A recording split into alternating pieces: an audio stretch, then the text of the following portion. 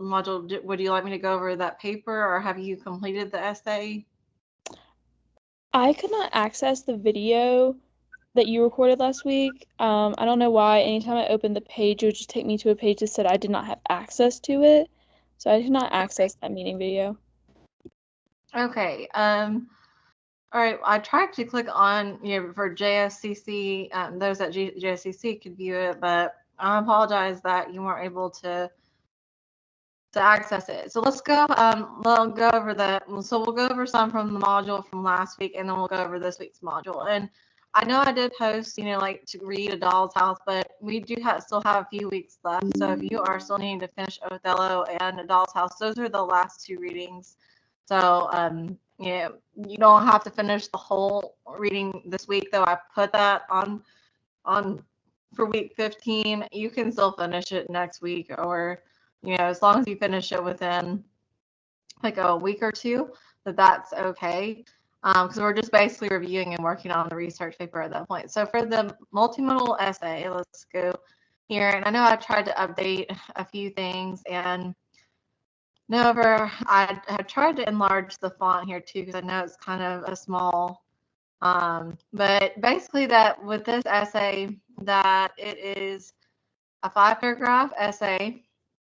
And basically, what for the body paragraphs, I just kind of mapped out, and I did post an announcement explaining it to that the organization of it, and I posted this in here too. But basically, for this, for this paper, you're just basically critiquing the nature of the fourth wall in Othello. And so the fourth wall is when a character directly speaks to the audience. And so basically that, if, basically that the reason why I wrote this assignment was because if Othello could have actually thought out loud and spoke out his feelings and emotions, maybe he would have started to think through and question, Iago's motives, and maybe the tragedy wouldn't have even happened. So just from that premise, because when he does break the fourth wall a few times in the play. Um, but if he had really honestly, maybe interjected when he was frustrated or feeling doubt about, their society accepting him or whatnot, but thinking through the situation. So thinking through why would Iago want me to think this about my wife? Not being loyal to me because they had such a strong relationship that they compared it to the heavens and divine love. Just the fact that he did not even once question Iago's motives and absolutely distrusted his wife is just very shocking. Um, and if he maybe had continually thought out loud, maybe and spoken directly to the audience, he would have eventually kind of thought through the situation better. But because he just kind of, in a way, he when he did start just speaking out a lot, it was when he was listening to Iago, and he even says, "Tell me your worst thoughts." He actually tells him that, and so that definitely leads to the tragedy because he was too timid when it came to wanting to express his own true emotions, and so the whole paper is just kind of based on that concept. So with the thesis stance here, um, so let me see where I'm trying to see. So I know that there's the 3 body paragraphs. So the thesis here is define a clear thesis based on your critique of Othello based on the central technique of the fourth wall. In the thesis, focus on how Othello's naivety might have been overpowered by his words, as words carry such power uh, tied to the tragic outcome of this play. If he had only directly spoken to the audience. And then you want to write 3 body paragraphs in a chronological order of importance, defining these concepts. Um, and then I would encourage you to include media references and so forth as well. Um, and you, you do need to cite directly from the play. You definitely would, because multimodal means like including media. So it's a good idea if you could at least mention an example of the fourth wall being broken in a media source and somehow connecting to that to how that would have been useful for Othello. Um, and so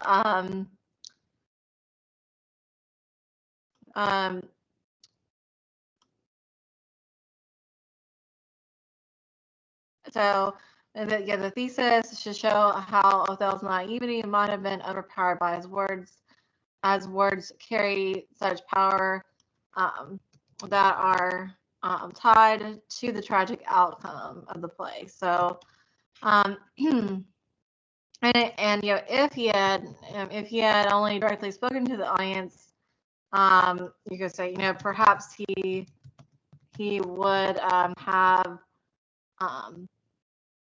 understood the circumstances surrounding Iago's plot,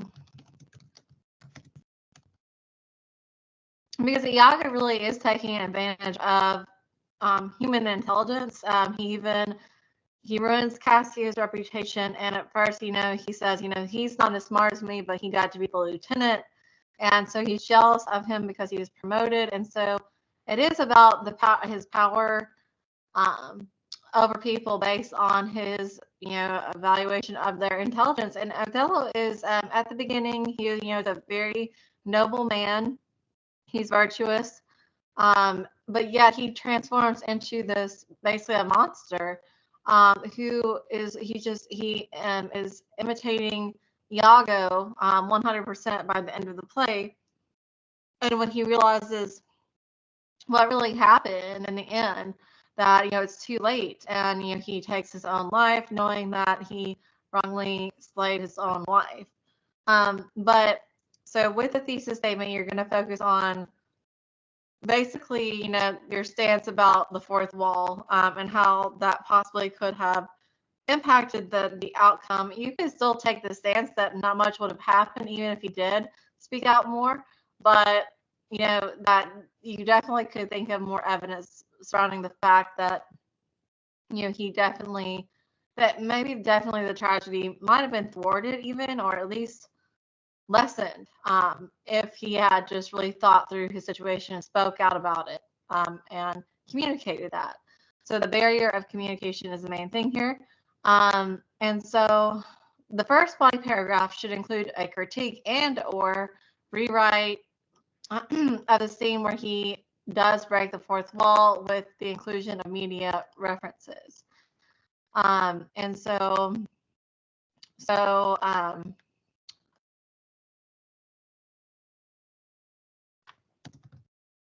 and then, so basically that you don't have to rewrite the scene. If you are very creative, then that might work best for you. But, if you just want to critique a scene where he does break the fourth wall and say, well, even though he breaks the fourth wall here, he could have possibly thought through the situation a little bit better and explain how. And that's all you're doing. You'll take a scene, cite from the scene.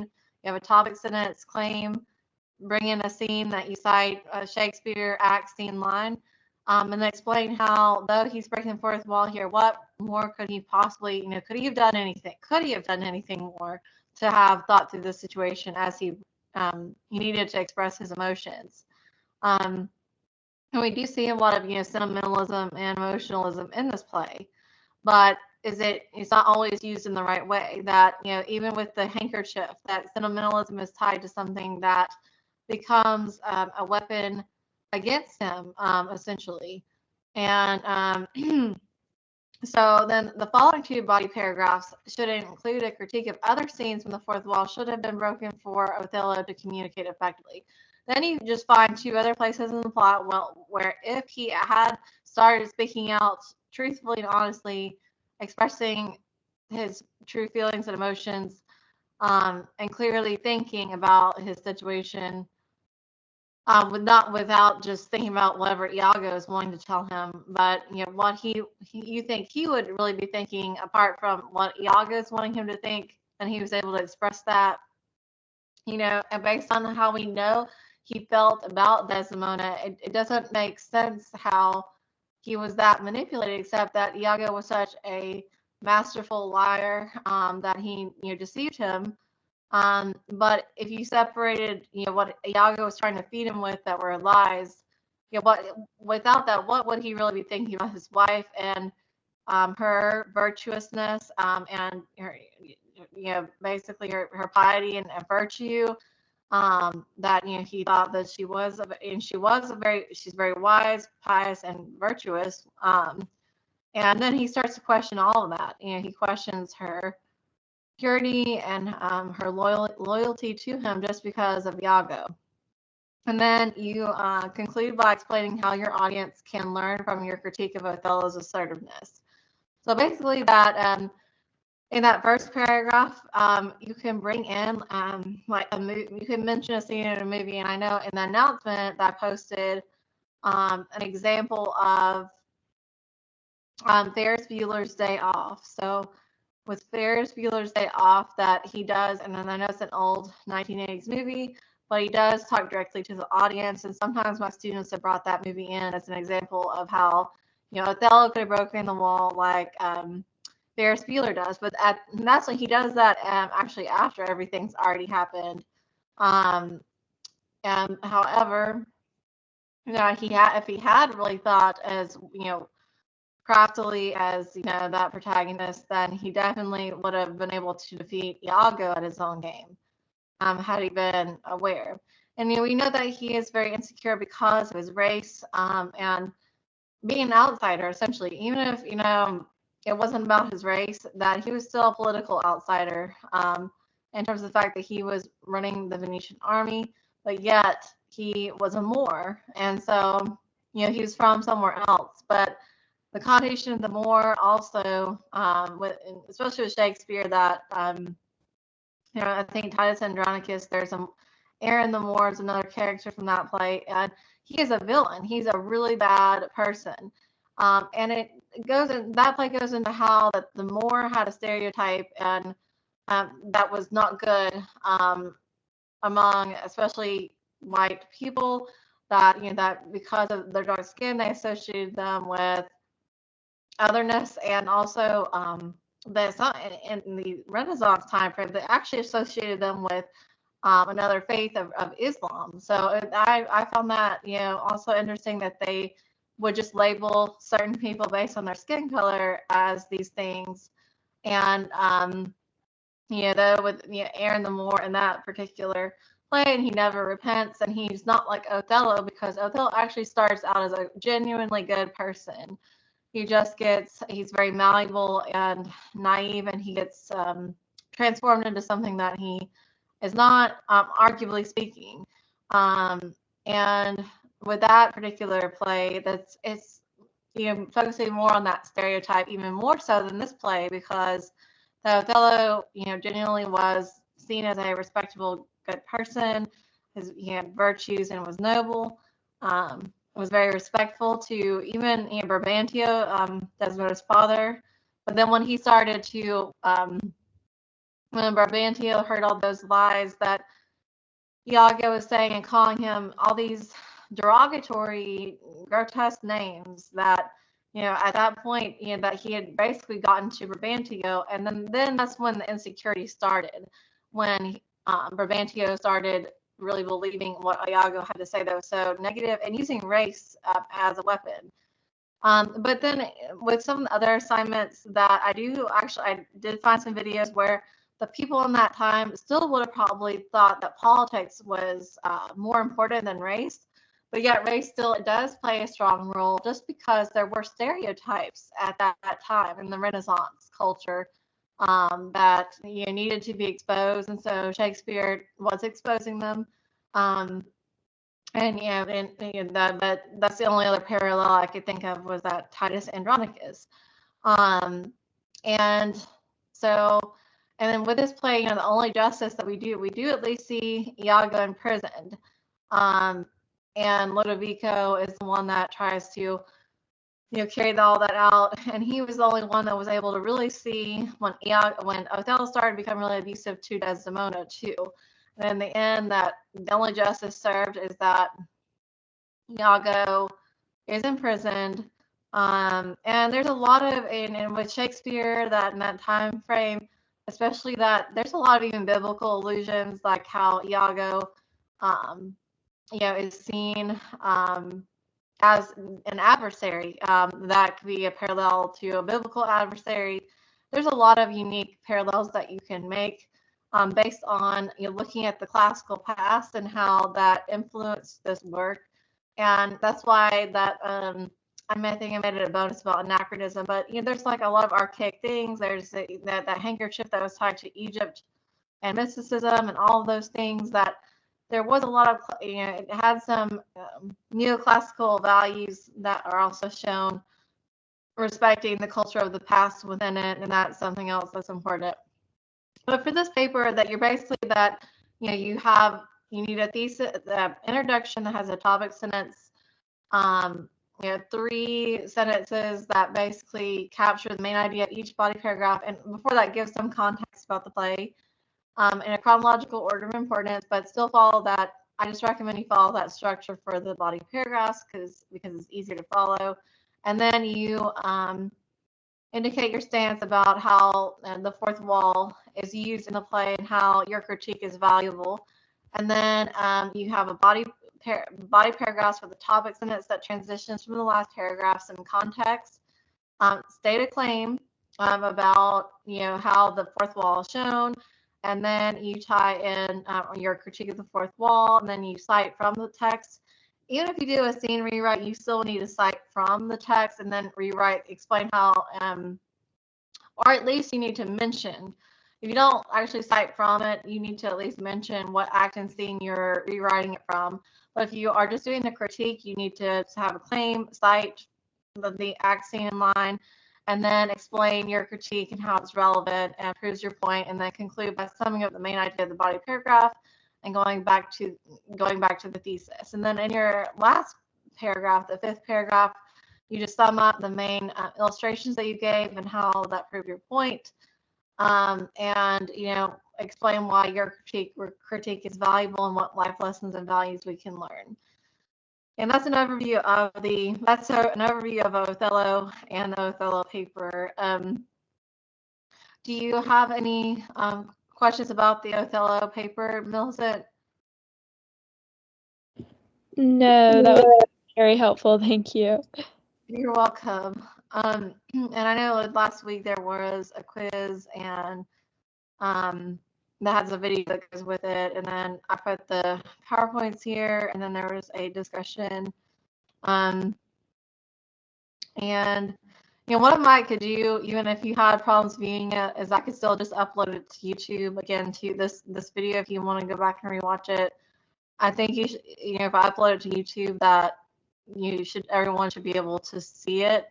So I can do that too and make sure that you can actually view the video. But so that's for week 15, it's week 14. And then I know for the research paper, so that there was a research topic proposal, we'll look at that too. And in the paper, as long as you have 3 to 4 scholarly sources, and I did post, I posted in the announcements some information about the paper, and this was an overview of the Othello paper here too. And let's see, so for the research paper, trying to see which one of these so that I was the latest one, because I know that this one, so this is the link here to the library. And so basically that Bloom's literature and Gale literature are really helpful. If you go to Bloom's literature, that you can find articles on, for the research papers, on either Doll's House, Othello, or Oedipus the King. And let's say that you want to research, fate and Oedipus the King. And so you just type in a phrase. And this one, then you go to criticism, and then there's a lot of articles here. So the Oedipus and fate. And so you can use all of these sources in your paper, as long as it has. So these are peer-reviewed journals, and like I said, you would want to, if it gives you an abstract, it's always a good idea to read the abstract. If there's not an abstract, then at least start reading it, and if you think that it's relevant and can help you, then you would want to use this in your paper. And then if you click citation, well, it gives you the MLA citation. It's the author's last name, comma, on their first name, the article title in quotes, then the source is in italicized, Chelsea House, publisher, comma, and the year published, and then Bloom's Literature, the database is italicized, and they put the URL, so that is correct. And then that's what you would put in your works cited page. But basically, those two I really recommend. And as long as you have at least 3 to 4 sources, you need at least 3 to 4 sources in the research paper on Othello, Oedipus the King, or Doll's House. And I did actually post, so this is actually the assignment here.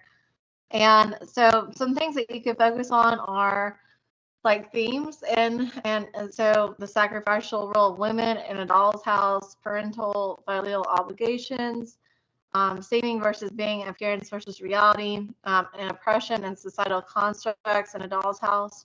With Othello, you could focus on things like the quest for truth, love and honor, appearance versus reality, the sublime openness, conscience, memory, attitude. In Oedipus, determinism versus free will, pride and hubris, irony, sight versus blindness, rationality versus emotionalism. So those are all things that you focus in on, and then base it also on literary criticism. So if you took Oedipus and you think that let's just say that you believe that it was influenced by outside cultural influences at that time, then you would take a new historicist approach and focus on maybe the nature of religion and the gods in connection to determinism versus free will. That there are things outside the text that are impacting the conclusion and the tragedy, besides just the text itself, because it does have to do with religion and cultural values and morality in that time. Something like that you can use literary criticism to help you focus in.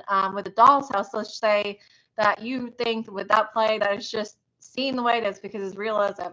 You should take a formalist perspective and just interpret the themes and the patterns in the text for what it is, focusing on the symbols and patterns in a more formalist or structuralist approach, and focusing on those patterns and symbols. Just using the text itself. So if you think that you should only be focusing on the diction in the text itself and the authors, and just finding what the author's intention is from the text itself only, without focusing on any other cultural factors or other factors that could be influencing it, then that can help you focus more on that perspective. However, if you think that, and you could find a lot of research on how the culture was greatly impacting A Doll's House. So the culture did greatly impact A Doll's House because at the time, and Ibsen was a Norwegian playwright that at that time that the women's rights movement was slowly beginning to sort of emerge, and in the economy of in Norway, even that it would not be long before women actually had more rights to go and find a job and get an education. And so the Ibsen was capturing the shift in time and in economy, when realistically that women were eventually going to be able to possibly contribute to the workforce. However, when the play was released and it was the end of the 1880s, that it was seen as a really shocking to those people in that time that Nora would actually leave her husband. And so you could really find a lot of research on a new historicist critique of A Doll's House, because it arguably is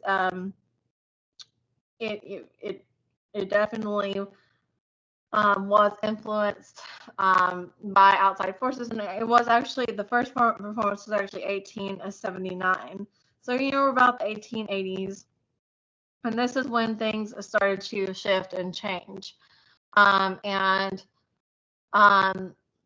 also with Oedipus, and I know in one of the discussions, I think as a bonus too, that new critics, there's new sources, a new critics a perspective too would be useful, because that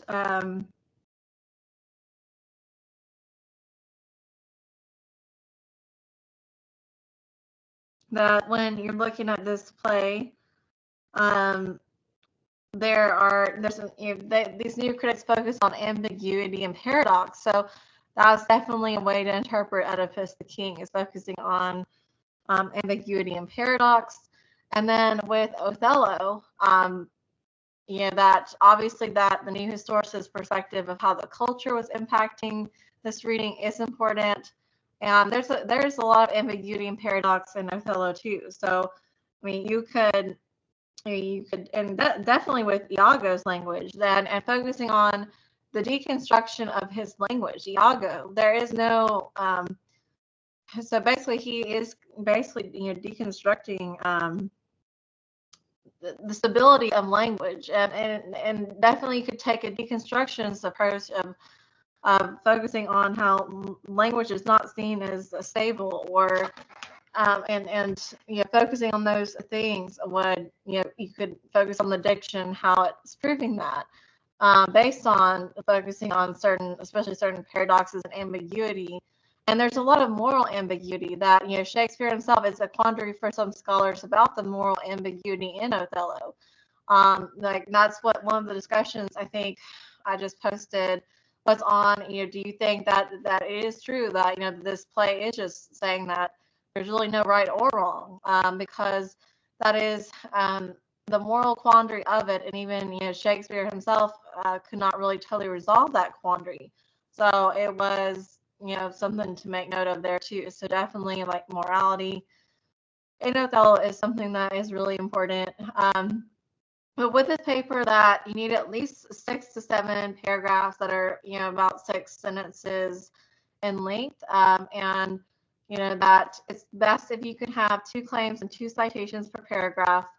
You're always going to want to, when you introduce a new source, you'll state, according to the author in the article, and then you quote, and then you cite the author's last name and the page number. If you don't know the page number and it's a website or something, then you could just put the paragraph number. Sometimes, if you really don't know the author's name or anything, you can at times put the title in quotes or italics of that source that you found. And then basically from then on, be able to, at that point, when you mention the source again, you would say, the author states that, they convey, they relay, they indicate that, they argue that, any sort of transition phrase there. Then you either quote or paraphrase what they're saying, and then you cite again with the in-text citation with the author's last name, page number, or the paragraph number, or even the title of the source. And so,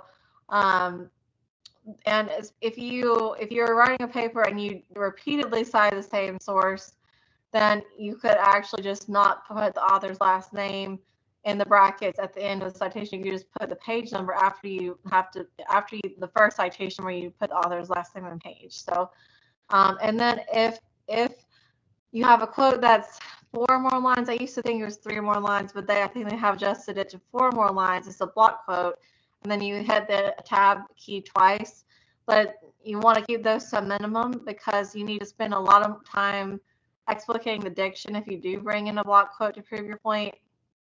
Just 1 or 2 of them at the most in the paper, and obviously looking for concision and whatnot as well is really important. But basically, it's the same structure. You have your introduction that leads into the thesis, define any terms, you map out the main ideas in each body paragraph. So that may take you longer. I mean, that in of itself, if you have 4 body paragraphs, that should be 4 sentences. If you have 5, then obviously that's even more. But let's say you have 4 body paragraphs, you have 4 sentences that lead into your stance, and you're thinking about an opposing view. So when you do think about this paper, anticipate opposing views, think of your own opposing views, and that will help you make better claims to refute because you're thinking about not just your perspective, but how other people that may think differently might see it. And you can find some sources that are even opposing views. But if you really can't find anything, just think of your own opposing views to refute. And you can set up your paragraphs where you're either taking an opposing view and acknowledging it and then refuting it, or you are building your argument by starting with a lesser claim, maybe more of a fact-based claim, and then you find a more specific piece of evidence that fills in the puzzle in the next claim and citation, and that brings your argument home by the end of the paragraph. So that's kind of how you'll balance your body paragraphs, and then you'll conclude by obviously explaining any life lessons or values learned. And that's just kind of an overview of the research paper, and that will be due, and it's coming up soon. There is a final exam, but it's, once again, you can take it as many times as you want to, but the paper is due May the 3rd. And, well, actually, no, the paper's due May the 2nd, the final exam is due May the 3rd. So May the 2nd is when it's due, and then no grades are due by, they have to all be turned in by the 6th, so I'm going to have them in by the 5th. Even if it takes me a long time that night to get through them, that's what I'm going to do. I think that's a basic overview, and we'll talk about the paper in more detail, but I wanted to kind of go over with you the paper in more detail too, since we didn't meet the last couple of weeks. Do you have any questions so far about the paper? No, I don't so far. I think that was a very good overview of what's expected of it. Okay. Yeah, no, I don't have any questions either. Okay. And then, so I know this week I did put the annotated bibliography, so that was due this week. And if you still need extra time, that's okay. I'm not going to count off if you still do need extra time. But with annotated bibliography, basically that all you're doing is, so when you find a source, and I'm going to go back here, so say you have this citation, you just copy this and you indent after the first line of the citation, so however many lines, if it goes past an extra one, you're indenting the second line.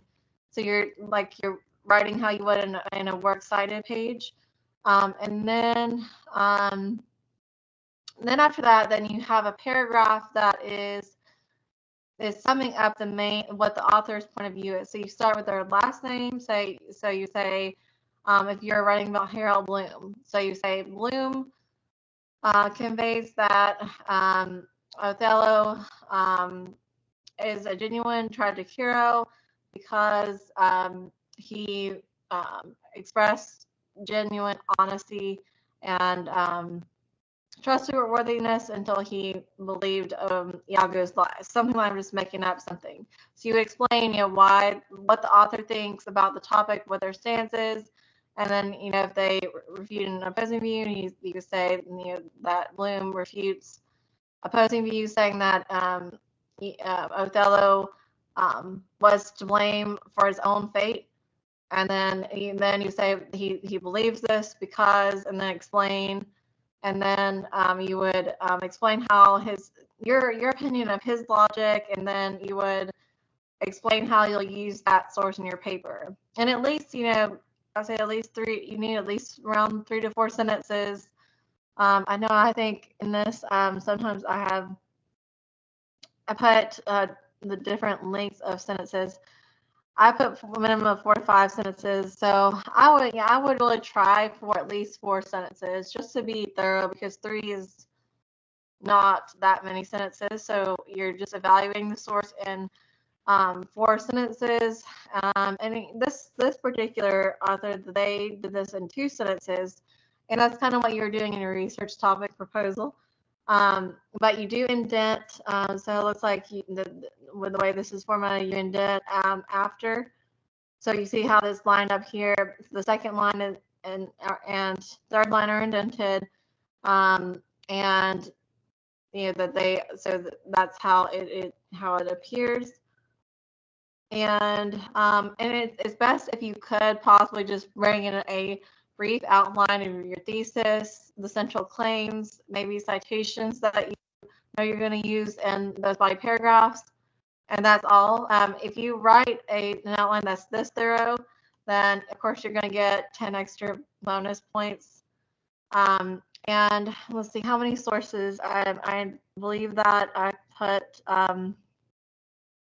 actually, wait a minute. So, excuse me, a minimum of 4 to 5 sources, but I would say that you still need around 4 sentences for the paragraph. So I'm going to put a minimum of 4 sources because, you know, that 5, you know, that I know that I'm sure you probably can find 5, but I'm just going to say minimum of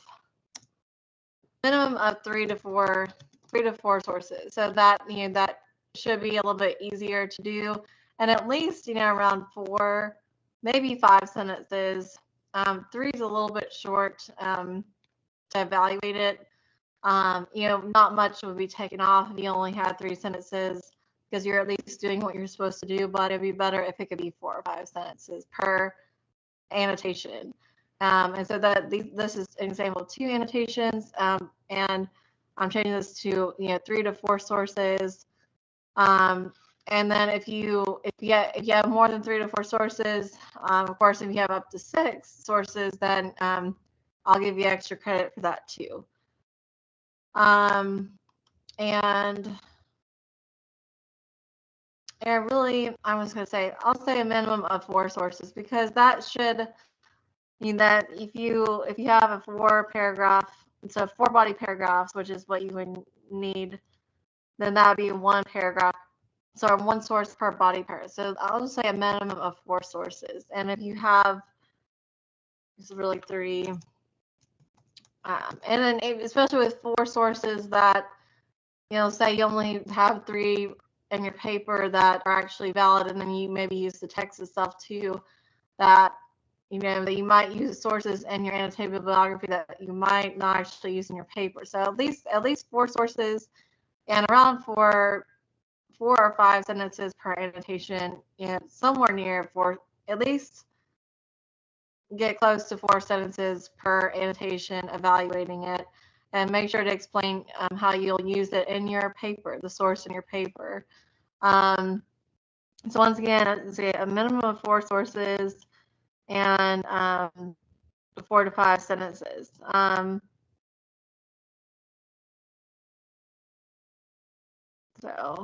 actually that you would, oh goodness, actually, so that also with indentations, I would, so you want to make sure that's indented. So just make sure that it is indented and it's parallel. And let's see, I think that that's about it. Do y'all have any questions about the annotated bibliography or the brief outline?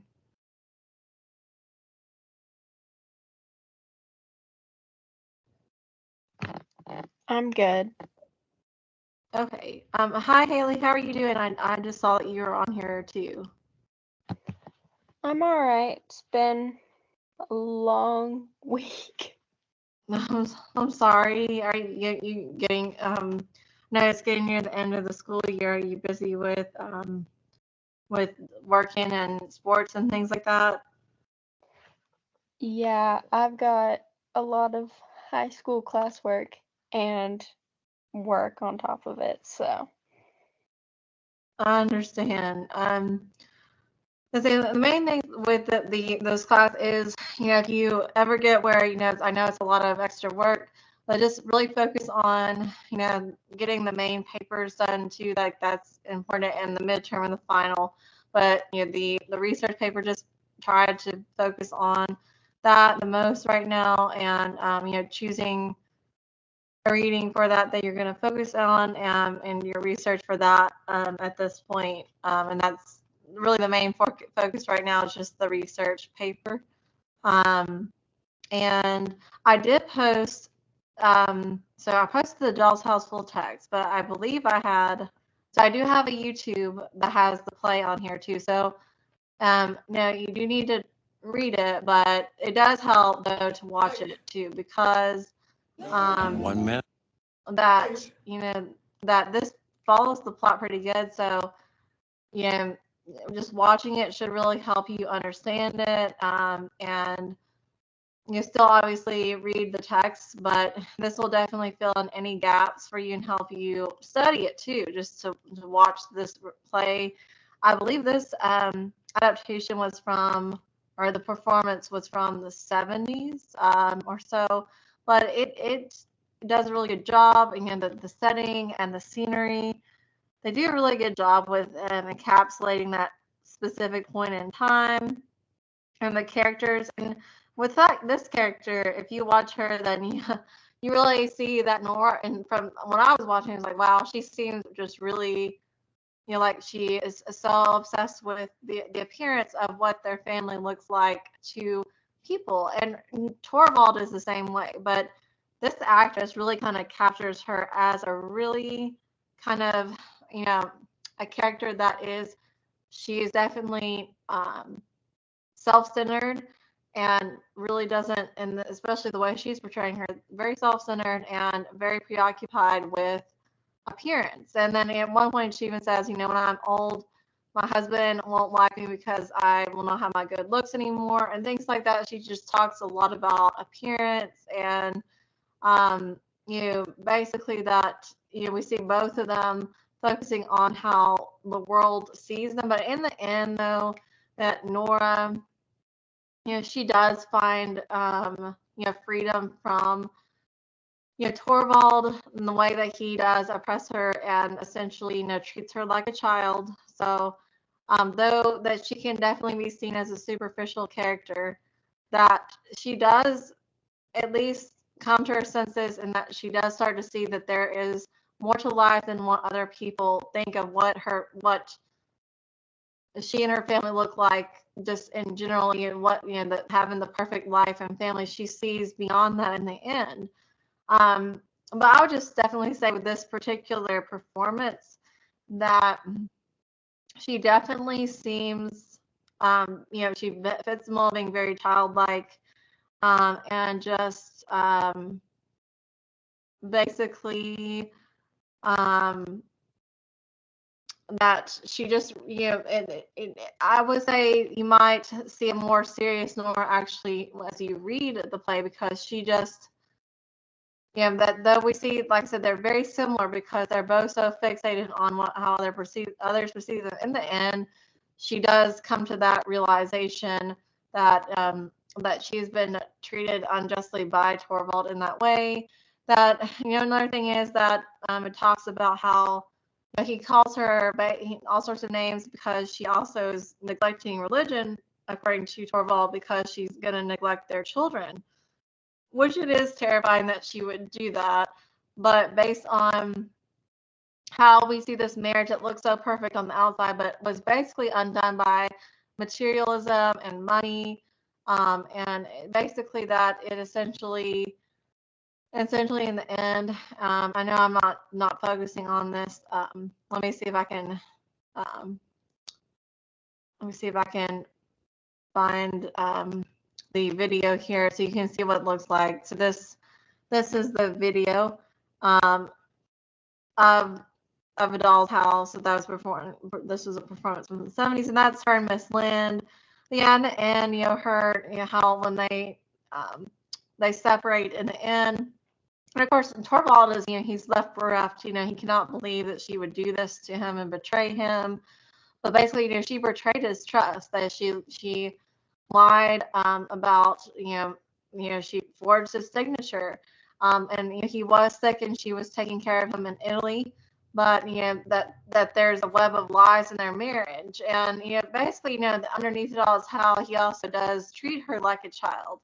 Because that there's a point where he says that he didn't really think she was capable, and she realizes that that's why she did forge her name, because she said, well, you didn't think I was capable of running the household and managing money.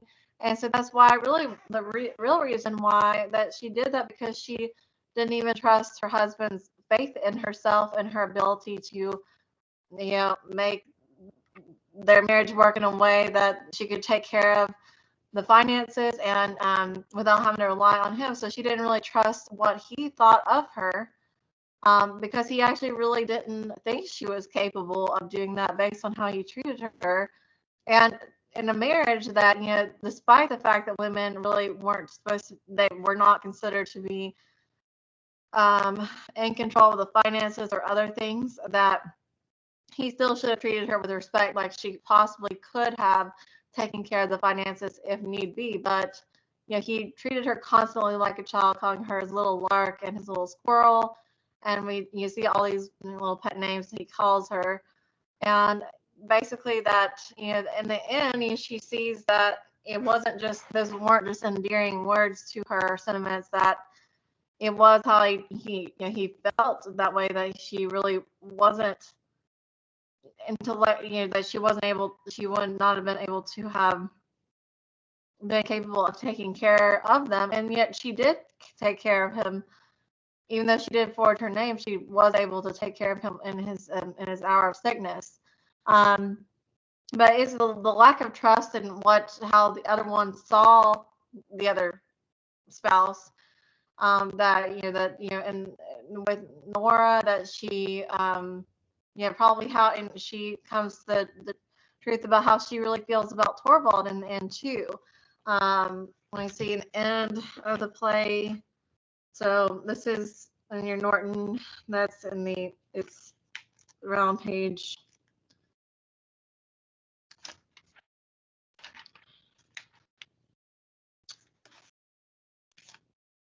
It's about page. So it's around, let's see, 7,773. She says, Nora says, "You're thinking I'd never accept such a sacrifice from you. No, of course not. But what good would my protest be against you? That was the miracle I was waiting for in terror and hope. And to stave that off, I would have taken my life." So she even says, she would have, that he was making her so depressed that, she would have even taken her life. And he thinks that she's just being hysterical, that the Victorians, what they thought about women was that a lot of women, because they were, at home a lot, that they would just be hysterical. And he just thought that she was experiencing that Freudian sentiment of being hysterical, and he really doesn't think she's going to leave until the end.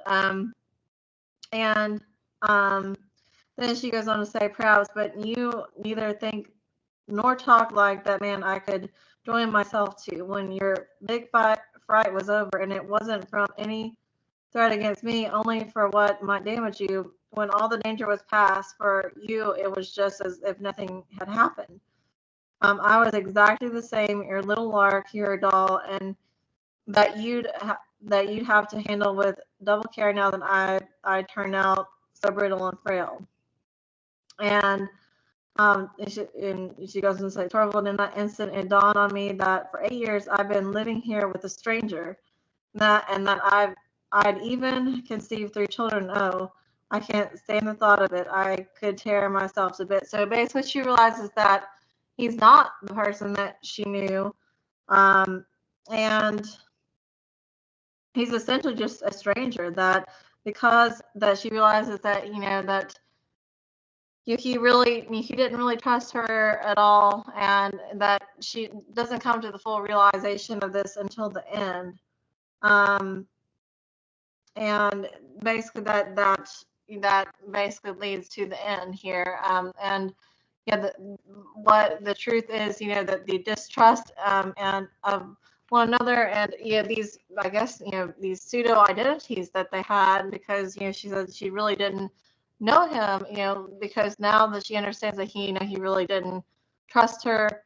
And of course that she gave him a reason not to trust her either by doing that, what she did.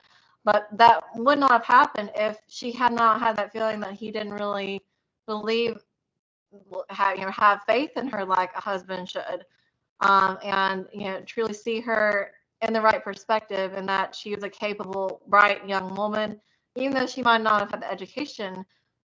At that time, women were not, most of them were not well educated. They could have had tutors and other things, but she really had no formal education. That with Miss Lind, they do talk about sewing and other things like that. And it's really, the ending really isn't very practical because she's leaving home without formal education. How is she going to take care of herself? But because the times were changing, it still could have been possible that she might have survived on her own.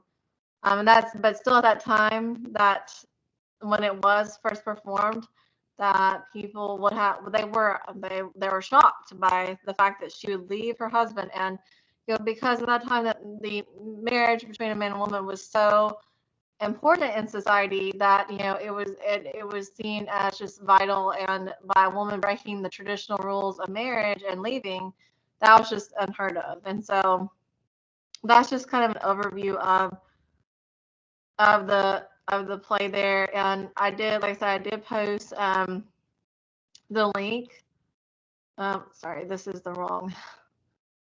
Let's see the link. Let's see. So when you go to the model for week 15, so the link to the video is right here. Then there is an annotated bibliography peer revision worksheet, and I did post partners too on that, so that if you want to review a partner's peer revision, that is something that I really encourage too.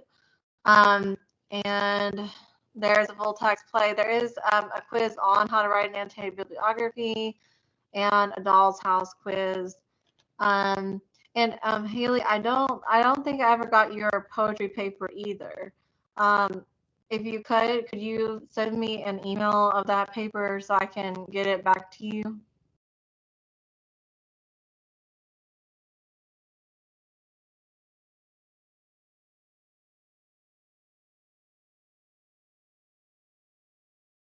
Haley, are you there?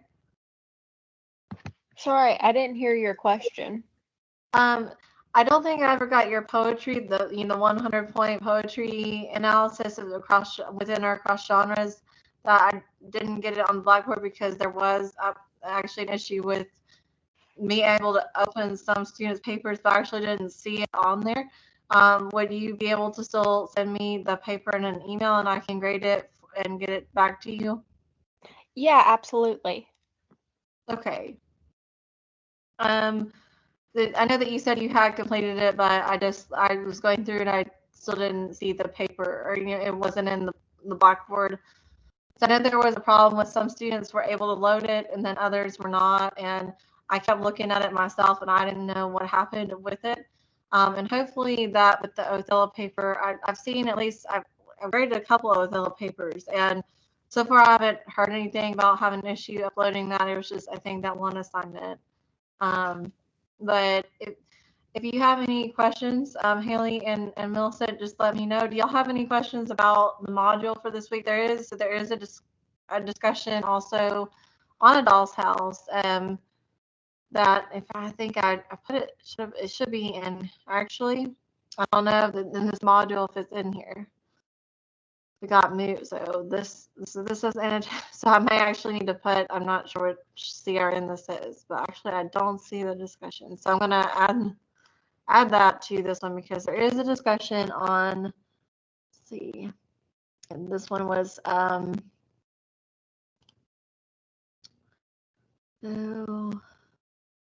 it was